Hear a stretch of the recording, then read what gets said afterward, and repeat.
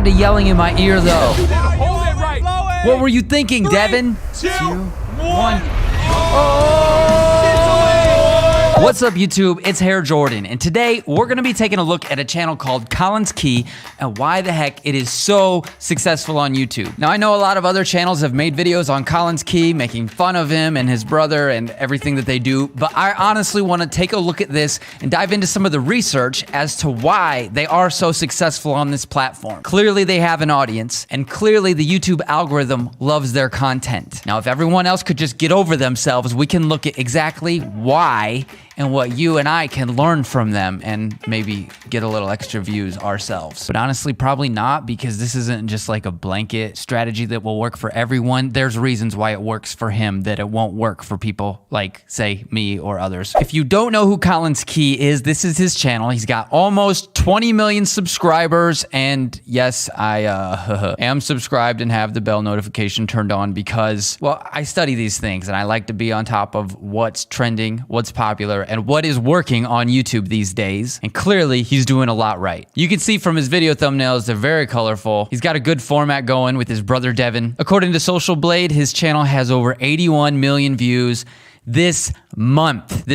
And he's only uploaded one video. So it's not like he's uploading 2 videos a day to get that. He uploads 1 to 2 videos a month, even though his about section says new video every Saturday. Not true. Does not do that anymore. Change your about section, Collins. Maybe that's one of the things he's doing right, so people check back every Saturday. I don't know. But he gets an insane amount of views. Every video has not just like 1 million or 2, but we're talking like, okay, this is from this week. But every video has 10 million plus or close to it. Lots of them have 20, 30, 40 million. Some of them have 50, 60, 70 million views. This is just an insane number of views we're talking here. Like, it's ridiculous. Now, he's been on YouTube for a while. He was on America's Got Talent like 6 years ago, and that's when he started doing YouTube. Around that time, when I was doing my research, I was reading why is he so successful, and I found this forum of people talking about it from 2014. Somebody said, because he's a good-looking young guy. He's photographed well and was on TV. And that's about it. He'll be a quick burn. If anyone's thinking he's gonna be the next Lance Burton or anything, they're sadly mistaken. His star will fall in quick order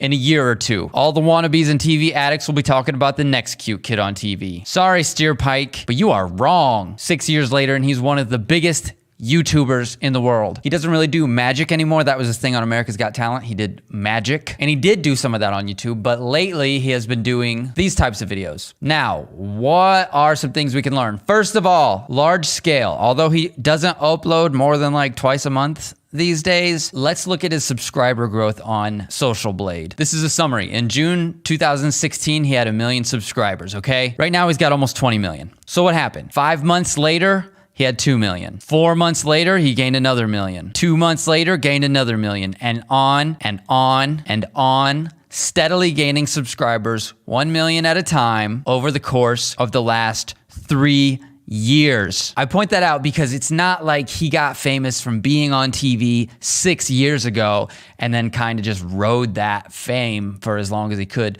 No, he didn't even get millions of subscribers until 3 years after that. And when he did, look at these numbers. It's steady growth over the course of 3 years, every couple months gaining another million, which is insane in the first place. To gain 1 million subscribers over the course of a couple of months is crazy, but he consistently did it for the past 3 years. Growing. He's not stagnant. It's not like, oh, he got like 10 or 20 million subscribers and then he's just been milking it for the last 3 years. No, he's been growing for 3 years consistently, which is one reason why he's so huge, is because of that word consistency. He may not upload every day, you don't have to, but he is consistent. Even if it's only 1 or 2 videos a month, those 1 or 2 videos a month, he delivers. They are great videos. You may not like them, but clearly a lot of people do. So that's the first takeaway, is if you don't have subscribers and views, try that. Be consistent for 3 years straight and see what happens. And if you're not gaining subscribers after 3 years of being consistent, well, then you probably need to re-examine what you're actually doing. Over the last 3 years, he has not been doing the same type of thing either. Looking at his videos, these are all from the last year. You can clearly see the style of thumbnails and the style of videos.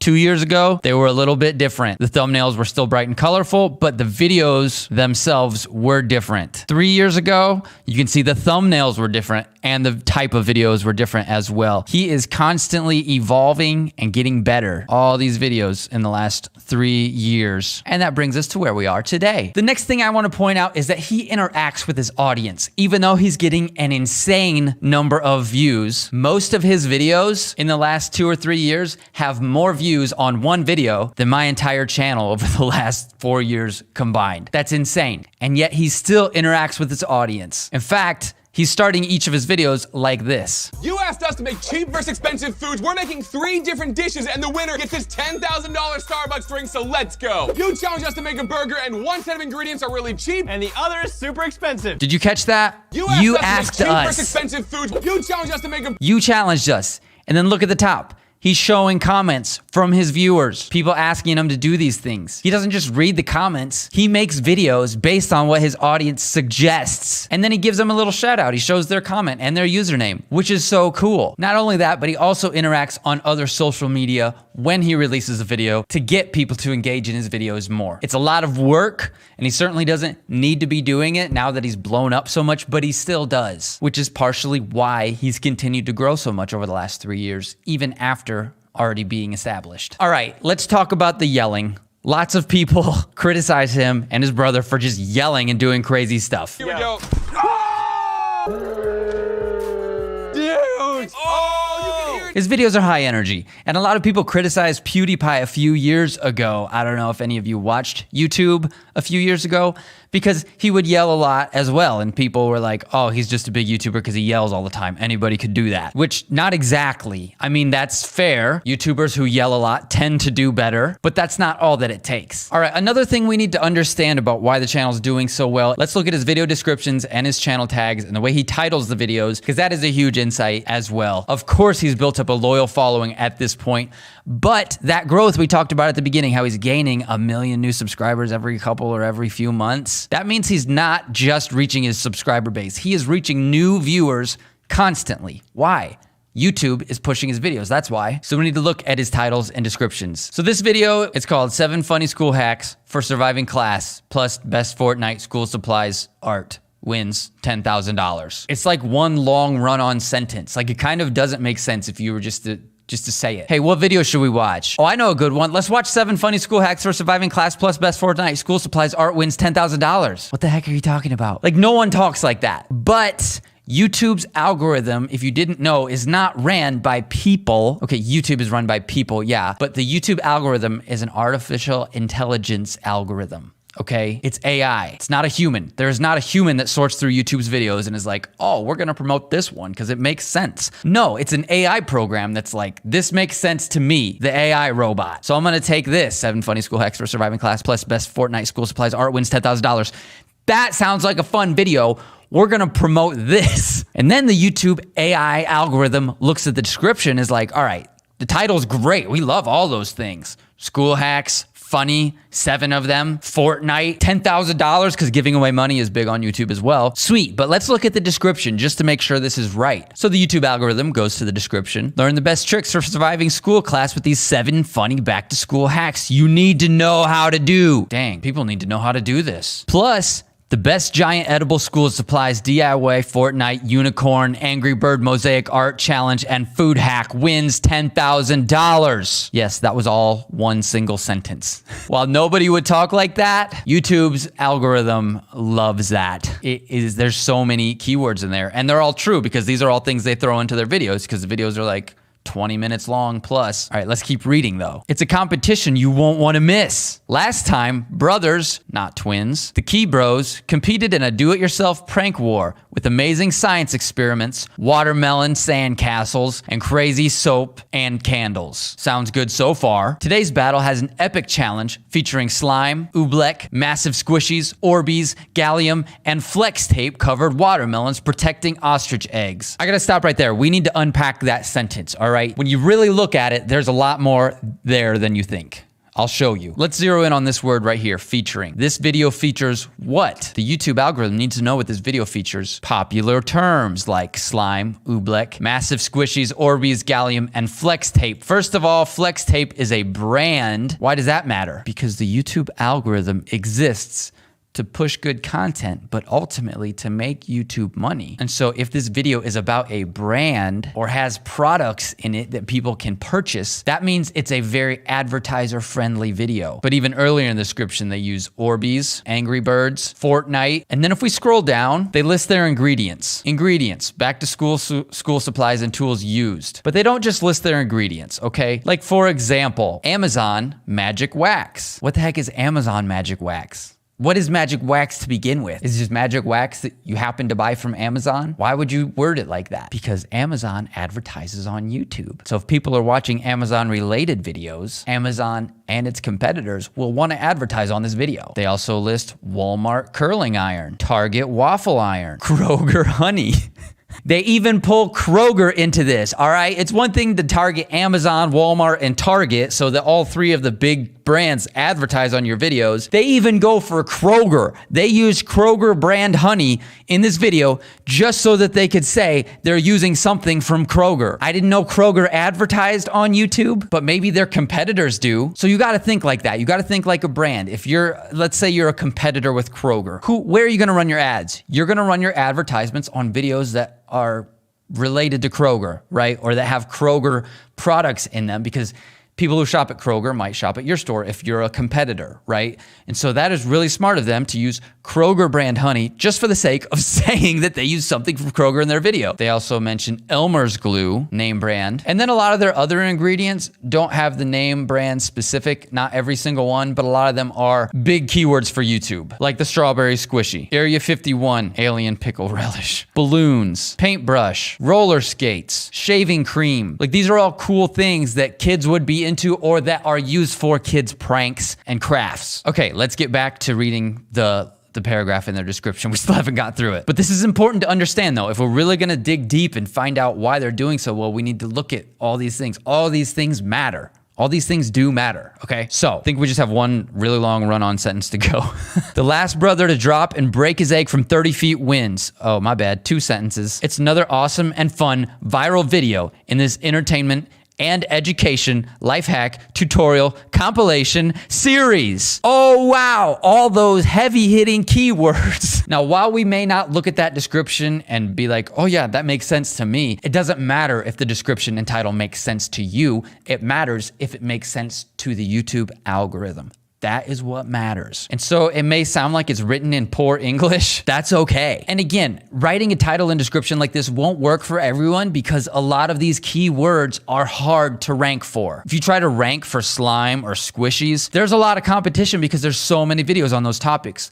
But if you're a bigger channel, you'll have a much easier time ranking for those keywords, and they know it, and they're doing a great job at that. They also use hashtags. You can put a hashtag in your description, and they put a bunch of them, but the first 3 will show up right here underneath the video. School, back to school, DIY, right? Those are huge ones. This was uploaded in September, so that was the perfect time for back to school things because a lot of people were searching for that. So what do you think happens? People search for school things and school DIYs, and oh, this video is gonna come up for a lot of those, and hence they gain 1 million subscribers every couple of months because they're always on it. We can look at their keywords as well, their video tags, but the way they tag their videos isn't gonna work for everyone though, because like I said, they're a big channel, so they can rank for harder keywords, whereas smaller and medium-sized channels need to have a different strategy. Like if it's one of your first videos and you upload a video and just use tags like funny, Fortnite, school supplies, you're probably not gonna rank for those keywords. You need to rank for something more like school supplies for your first day in 9th grade, or a long tail keyword like that where less people are gonna be using that keyword and a lot less people are gonna be searching for that. But if some people search for it, then they might find your video, and that's how you start. That's how you start off. So, I mean, here's the keywords they use: funny, art, school, etc. But we're not going to pay too much of the attention to that because, like I said, it doesn't matter for most of us how they do that. All right, another thing that they do is they give away money almost every video, or he does, I should say. His brother's in all the videos. They do them together, but it's actually Colin's channel. And they do a $10,000 challenge almost every video now because giving away money and putting that in your title and description is good. It's just people like those videos these days. A year from now, it might not be a trend anymore, but right now it is. So they're doing that. And the funny thing is, one of them wins the money every video. It's either him or his brother. So I don't think they actually give themselves the money. It's just for the title and description. They're just playing the YouTube game. Like, look at this. They vote. Here's the end of the video where they're voting on who wins the $10,000. This video, which they always have the stack of $10,000, like every video. It's probably the same $10,000 every time. Like, I seriously doubt that they go to the bank, deposit the $10,000 cash, and then 2 weeks later for the next video, withdraw $10,000 cash just to shoot another video. Like, that pile of money is probably always there. We've got the $10,000 and time to find out. Also notice that they're all ones. They're all $1 bills because it makes such a big, huge pile of cash. That looks so much cooler. Anyways, let's see who wins the 10 grand. Yeah, you're right. I think you won. From a wow factor standpoint, I think I won. What? He won. Collins won. Collins wins the $10,000. So Collins Key just gave himself $10,000. That's not a crime, by the way. A lot of people are hating on him. I think it's smart. I commend Collins for doing that. He gave himself $10,000 in $1 bills so that the video will reach more people. And that's just smart. It's what you got to do. I mean, you don't got to do that. You don't got to give away $10,000. But I mean, doing things on YouTube that you know will get you views, I should say. And it works. And then his brother's like, what are you going to do with the money? Watch what he says. What are you going to do with the money, dude? Well, see, the thing is, I'm going to read all of you guys' comments, and the best comment, that's going to choose how I spent these $10,000. Click over here if you want to see another video. What are you going to do with the money? I'm going to read all the comments on this video and do whatever they tell me. Who does that? It is all about audience engagement. He's just trying to get as many comments and likes as he can. Throughout the video, they're asking for comments and subs, but they're not just begging for it like, hey, leave a comment. He has some class about it. Hey, I just gave myself $10,000. Oh, what are you gonna do with the money, Collins? I don't know, but I'm gonna read all the comments on this video, and I guess I'll just do what everyone watching this video tells me to do. That is thinking outside the box. Instead of just saying, hey, everyone leave a comment and like the video. It's smart. I'm not hating on it. I think it's brilliant. Speaking of getting more engagement, watch this trick. He does a lot of countdowns on his, like they're always doing stuff and they're like 3, 2, 1, oh, and they do it, but they do this a lot too. Watch. 3, 2, we have 5 second subscribe challenge. We want to see if you can subscribe to this channel and turn on the channel post notifications in 5 seconds. I think I can do that. Here we go.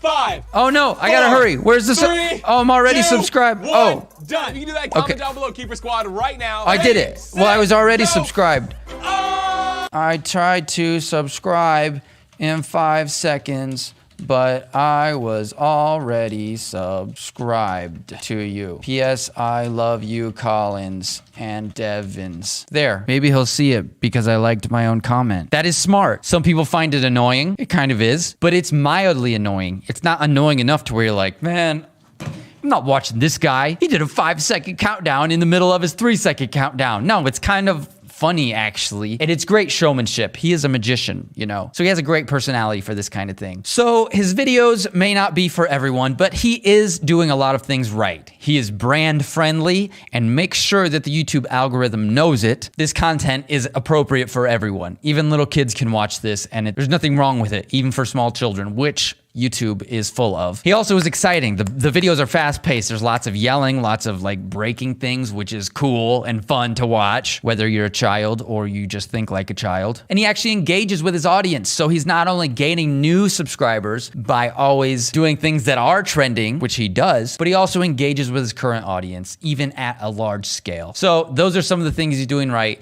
and some of the reasons why he's had consistent growth over the last 3+ years. Hopefully you like this video and you could take something away from it and apply it to something you're doing, even if it's not YouTube related. Leave a comment and let me know. Did you like this video? Would you like to see me do another video like this where I analyze someone successful on YouTube? I will be reading all the comments, and I guess that's all I have to say. So thanks for watching.